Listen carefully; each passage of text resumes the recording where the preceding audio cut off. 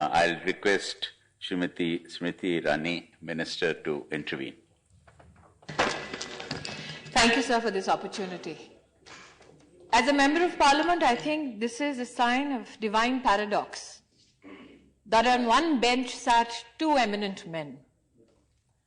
One who blessed me with his friendship publicly, though did try to have a knock at me as the HRD Minister. And on the same bench now is seated Pramodji. However, before him sat a gentleman who told me, "Haan, pata hai kitni akal hai, baith jao." I remember the words of Mr. Yachuri, who said that without equality and fraternity, there truly can't be any liberty.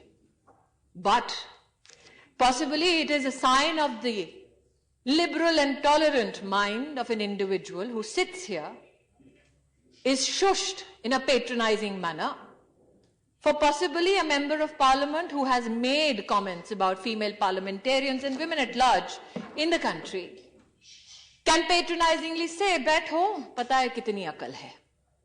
The gentleman in question is not in this house today.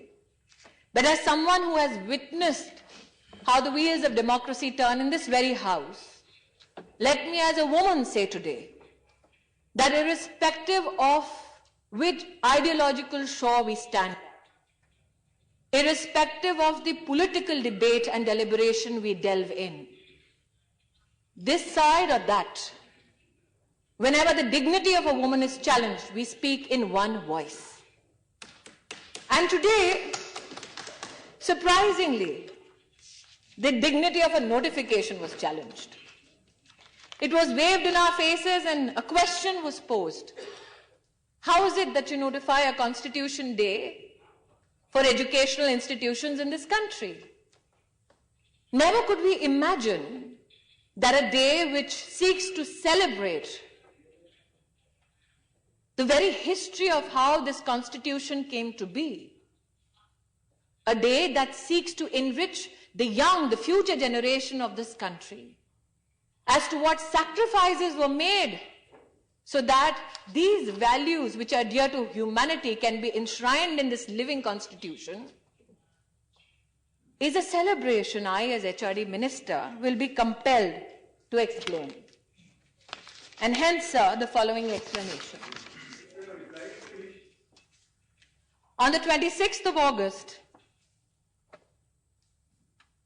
there was a notification which rightfully indicates a notification dated 30th of May 2015. A notification which included in it the need to increase awareness about the Constitution among citizens, particularly children, on the 26th of November. There has been a debate as to this was the day when the draft was adopted, but it was actualized in January 1950. But as Indians, we cannot ignore the fact that this is the rock on which we sought to build the political salvation of our country. And I feel today, as many before me have turned the pages of history to support what they have said, I too shall follow their lead.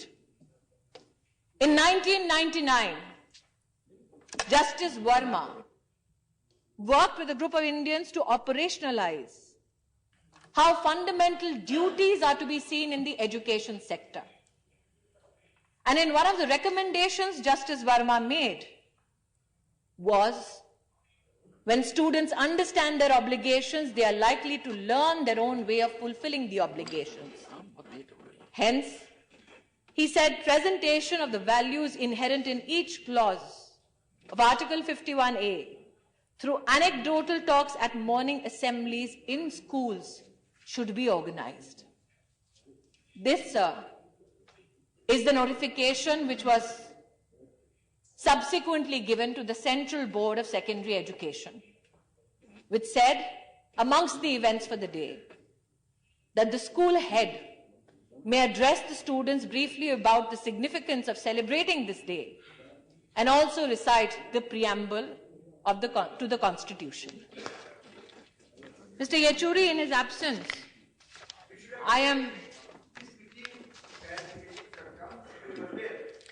Sir, I do not yield my position to speak now, for I equally enjoy the right to free speech under this very Constitution. Though I have no copy of the office of the Honorable Chairman, I do here, sir, have in my hand Constituent Assembly Debate, volume, I believe, 11, where what Dr. Baba Saheb Ambedkar said, and I cast no aspersion here, I quote what Baba Saheb said. I quote, and he said, the condemnation of the Constitution largely comes from two quarters, the Communist Party, the Socialist Party. Why do they condemn the Constitution? Is it because it is really a bad Constitution? I venture to say no. The Communist Party want a constitution based upon the principle of the dictatorship of the proletariat. They condemn the Constitution because it is based upon parliamentary democracy. And as Indians, I do not yield, sir. As Indians, I think that this is a day of celebration. She's not yielding. That this is a day of celebration that irrespective of the ideological divide, irrespective of the personal views that Baba Saheb Ambedkar had about those that he felt do not support the Constitution, we as a united house discuss that very constitutional journey. I dare say that Mr. Yechuri quoted from a book, and so do I. Possibly the significance of this book might be understood after I recite the following. This is an oration called The Warrior Prophet of India about Netaji in 1967. This oration was by Shri S.K. Majumdar, barrister at law, advocate, Patna High Court and Supreme Court of India. His son, in the year 1996, 7th January, writes, whose name, by the way, is Air Commodore S.K. Majumdar, that this Netaji oration 1967, a lecture delivered by my late revered father, addressed particularly to the youth of our country, was virtually blacked out. And I, a bit intrigued, when approached by the grandson of this very man, who said that you as a parliament discuss the political constitutional journey of our country. Let this be read, if you deem fit, amongst eminent parliamentarians, so that it gets highlighted as to what many sacrifices were made, not only men who donned the political hat, but also men and women who served the nation nonetheless. In this book, I quote, sir, upon being told that he shall be expelled from the Congress party, Netaji said the following: do they object to me because I would not be a tool in their hands? Or do they object to me because of my ideas and principles? This too is a part of history which we can learn from. Sir, in this very house, we have had many heated debates on our history, our education system. Baba Saheb had said, they cannot make history who forget history.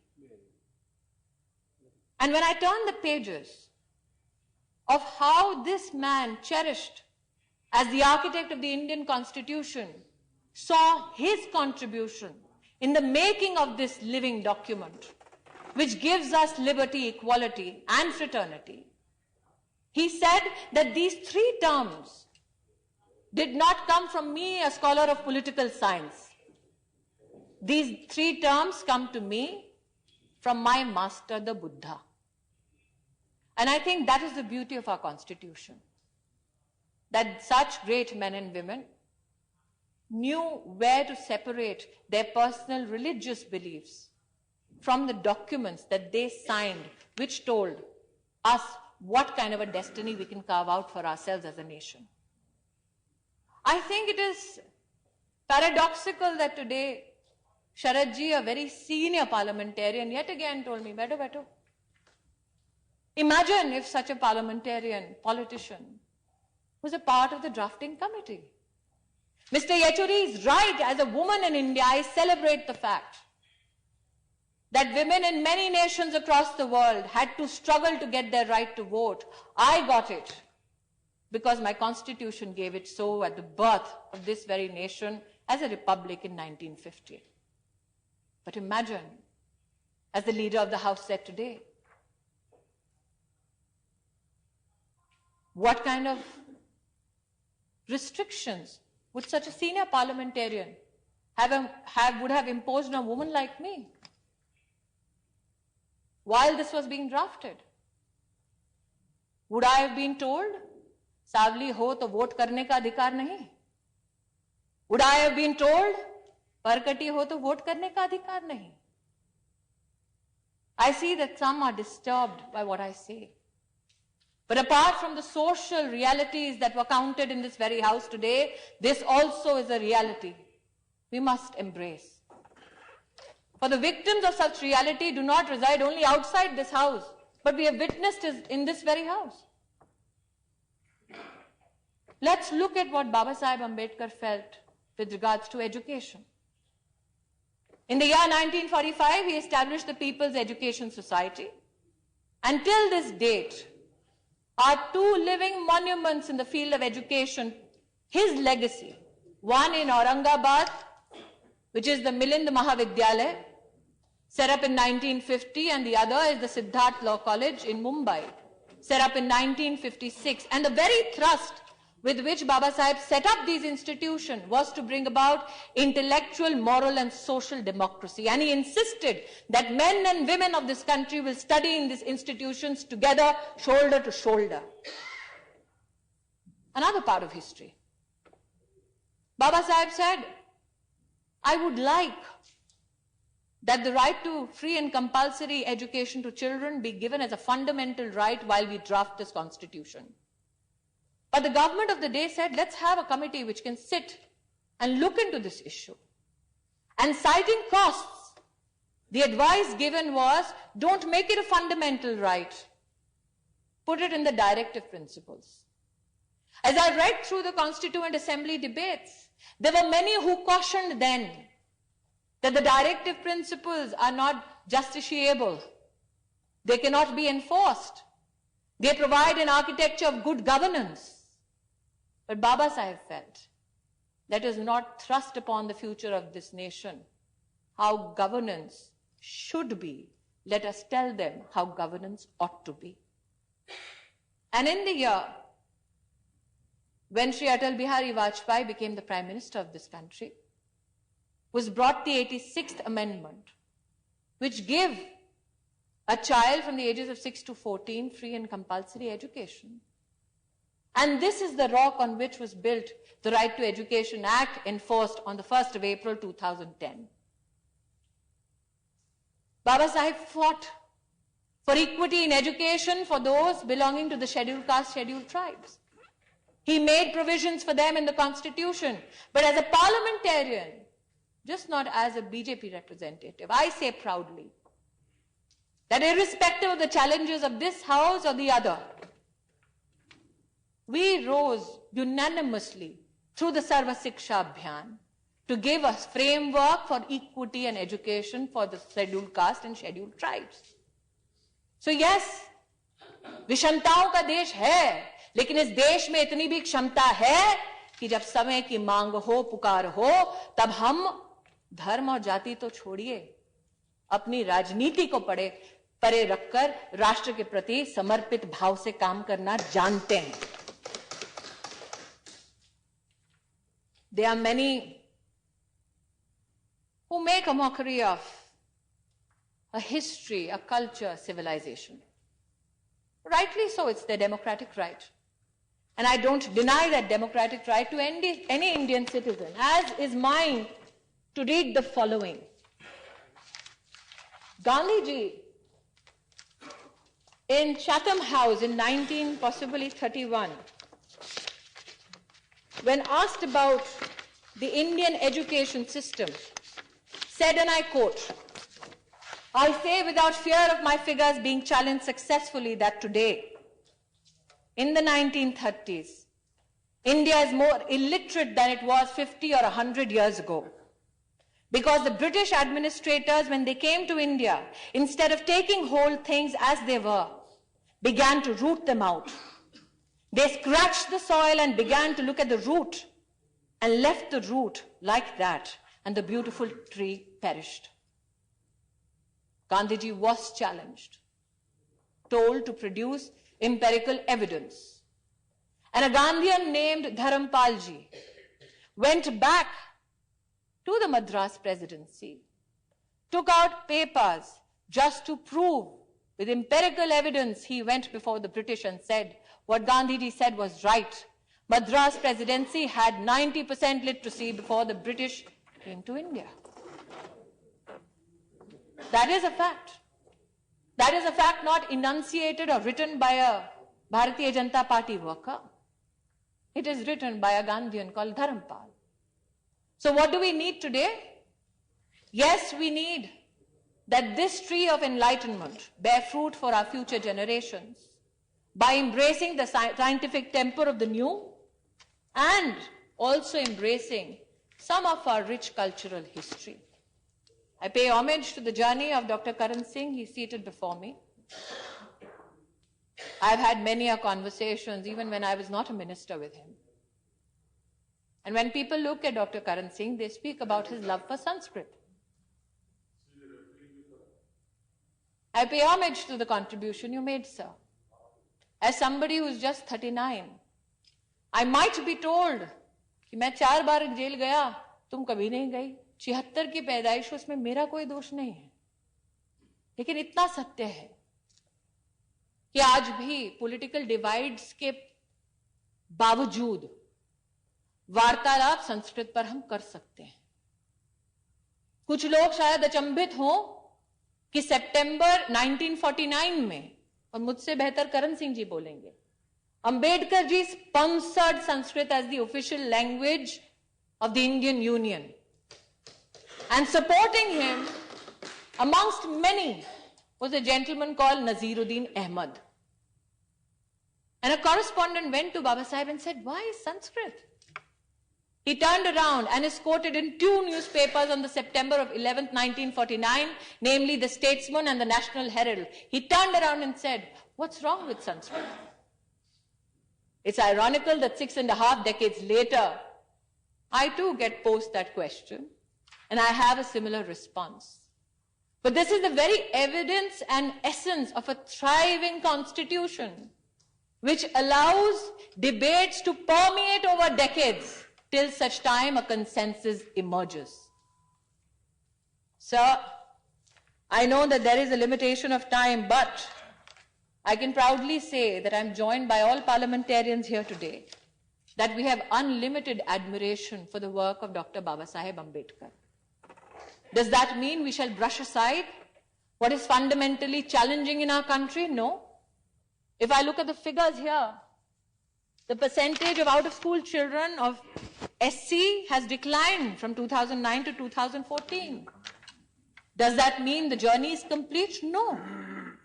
But the very reason we celebrate a living constitution, a living document, is because it enables us to continue that journey till such time a collective destination of equality, liberty, and fraternity is reached. Sir, though there were questions asked as to how dare we ask schools to celebrate on what basis possibly, let me read a message of Baba Saheb Ambedkar to his fellow citizens as I come to a close. He said, "I do not want that our loyalty as Indians should be in the slightest way affected by any competitive loyalty. Whether that loyalty arises out of our religion, out of our culture, or out of our language. I want all people to be Indians first, Indians last, and nothing but Indians." And humbly, sir, I submit that all CBSE schools yesterday, children flocked the morning assemblies to take oath to preserve the very values enshrined in the Constitution, to celebrate the journey of this Constitution and the future it envisions for these children. And they resolutely, these children of our nation, that today in this august house, I can't identify by religion, creed, culture, sex, resolutely said that we all want to be Indians first, Indians last, and nothing but Indians. Thank you, sir.